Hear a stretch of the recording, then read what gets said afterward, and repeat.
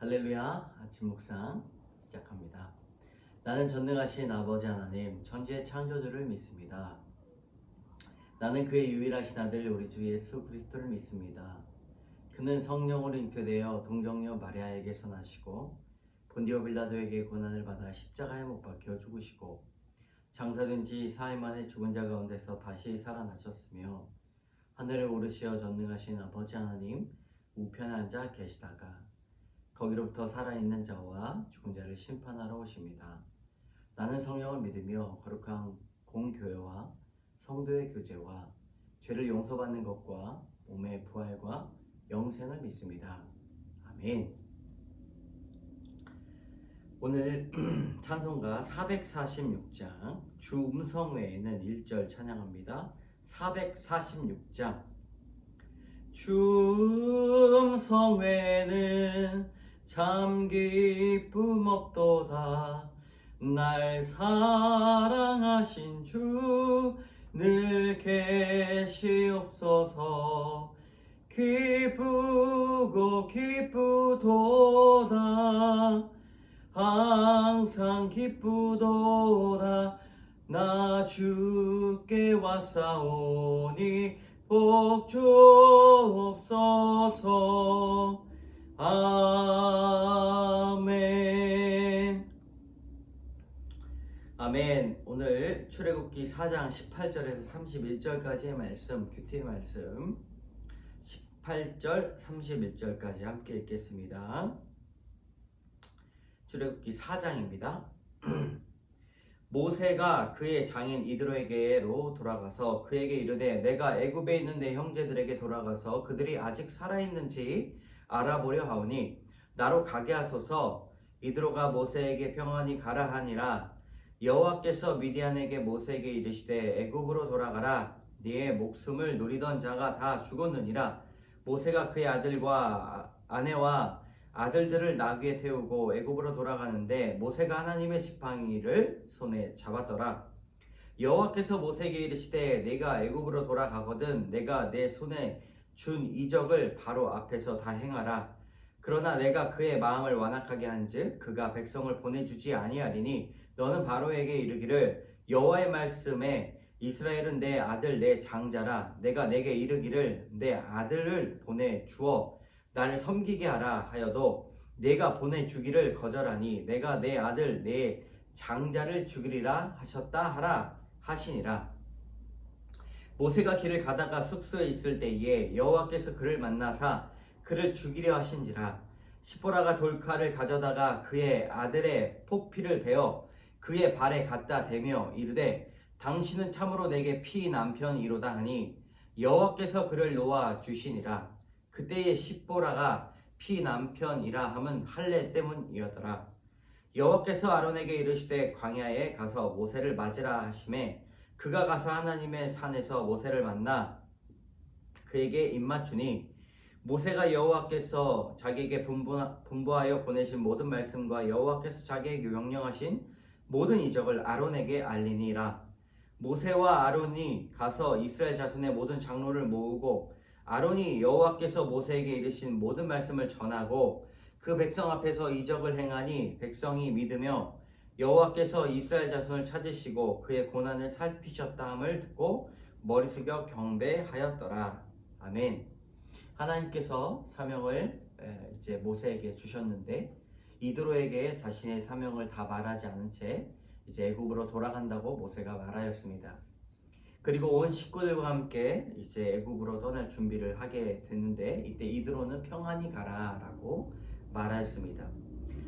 돌아가는 발걸음에서 하나님이 그를 죽이시려고 했을 때 아내가 이제 아내의 이름이 시보라인데 아들들에게 할례를 행하면서 하나님의 뜻을 더 행하게 되죠. 그리고 아론과 모세가 이스라엘 백성들에게 하나님께서 전해주신 그 말씀을 전해 줍니다. 오늘 이 말씀은 참으로 이 모세의 사명이 이제 시작되는 시점에 여러 가지 죽을 고비도 있었고 또 아론을 만나서 이제 순차적으로 하나님께서 하실 일들을 펼쳐 나가시는 그 시점에 있습니다. 오늘 우리에게 주시는 말씀 하나님의 지팡이인데요. 하나님께서 주신 그 지팡이를 이제 사명을 행하러 갈 때 붙잡고 있었다라고 성경은 말하고 있습니다. 모세는 광야에서 40년간 자신을 거두어진 이드로에게 애굽으로 돌아가겠다고 이야기하는데 그 사명에 관해서 자세하게 이드로에게 밝히지 않은 그것은 해야 될 말과 하지 말아야 할 말을 분별했기 때문입니다.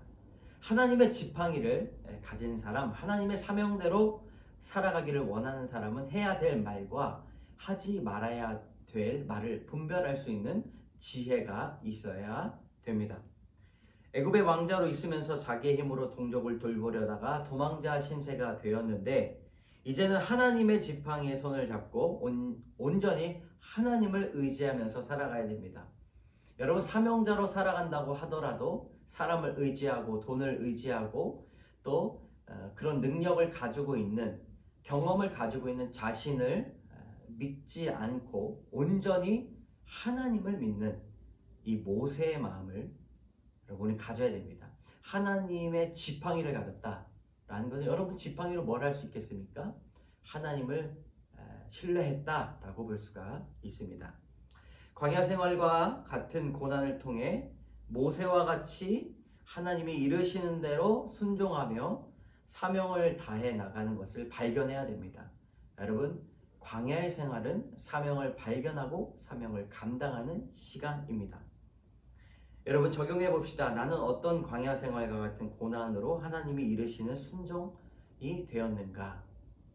저를 잠시 나눠보면 이제 개척을 앞두고 아무것도 할 수 없었던 저를 발견하고, 그것이 다른 사람 보기에는 아무것도 아닌 고난처럼 보일지라도 저의 마음이 너무나 아팠고 불안했는데, 그 고난이 없었다면 내가 정말 하나님을 전적으로 신뢰할 수 있었을까라고 뒤돌아볼 수가 있는 것이죠.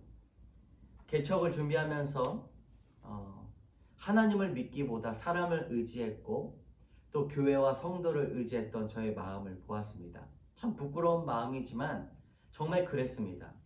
그래서 신이 났습니다. 왜냐하면 내가 할 수 있을 것 같아서 신이 났습니다. 그런데 그날 저녁에 하나님이 저의 허벅지를 치시고 그 모든 것들이 무용지물 되게 만드셨습니다. 저는 열흘간 하나님 앞에 엎드려서 눈물로 회개하고 하나님을 신뢰하는 것을 배웠습니다. 여러분, 하나님이 이르신 대로 순종할 수 있는 것은 훈련을 통해서만 이루어집니다. 나를 광야로 보내신 하나님을 찬양하고 그 광야를 통해서 가르치시기 원하는 그런 순종의 모습을 오늘도 배워나가시는 여러분 되시기를 바랍니다. 두 번째, 그들의 고난을 살피셨다.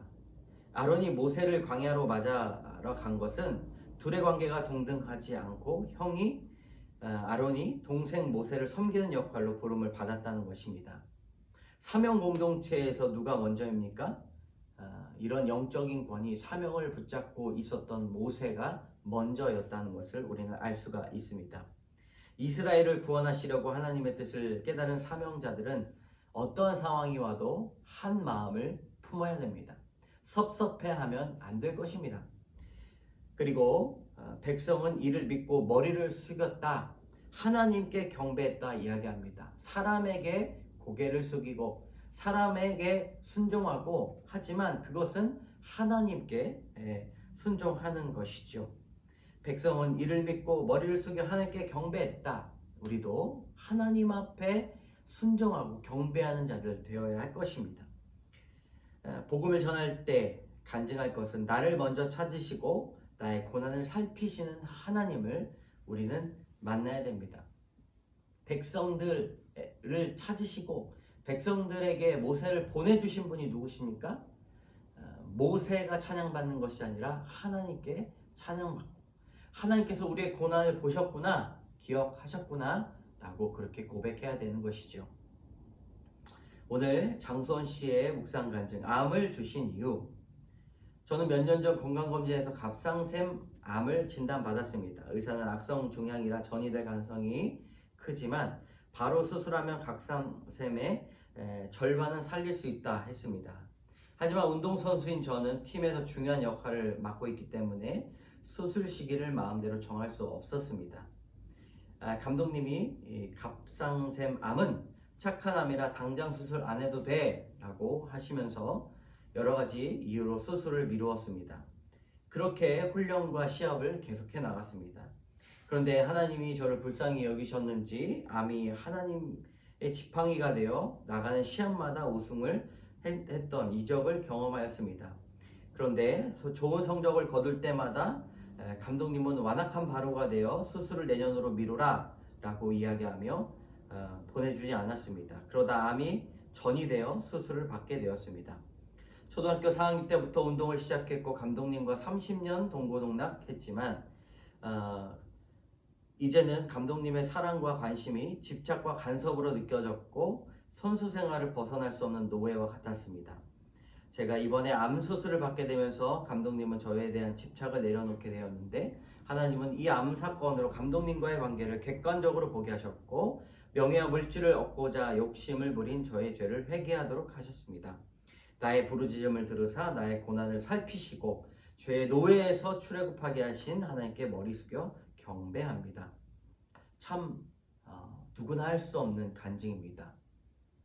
여러분, 우리에게 찾아온 고난을 통해서 죄의 노예로 살지 않고 출애굽시켜 주시는 하나님께 우리가 머리 숙여 경배해야 될 것입니다. 이분이 적용했어요. 매일 호르몬 약을 먹을 때마다 출애굽 사건을 기억하며 큐티와 기도로 하나님을 경배하겠습니다. 나의 명예와 물질 욕심을 경계하고 건강을 해치는 상부의 지시는 정중히 거절하겠습니다. 지혜가 넓어지죠. 말씀이 있다 보니까 중요한 것이 무엇인지를 적용하게 되었다는 것입니다. 여러분, 우리도 시야를 넓고 객관적으로 보고 지혜를 가지고 있는 이 말씀의 적용 오늘도 이루어지길 원합니다. 함께 기도하겠습니다. 내 가족과 이웃의 구원을 위해 주께서 나의 사명자로 세우신 것을 깨닫고 하나님의 지팡이를 의지하여 지체하지 말고 복음을 전하게 하여 주시옵소서. 주의 말씀과 나의 고난을 살피신 하나님을 사람들에게 전할 때 그들이 머리 숙여 하나님께 경배하게 하옵소서. 이 모든 말씀 예수님 이름으로 감사드리며 기도드립니다. 아멘.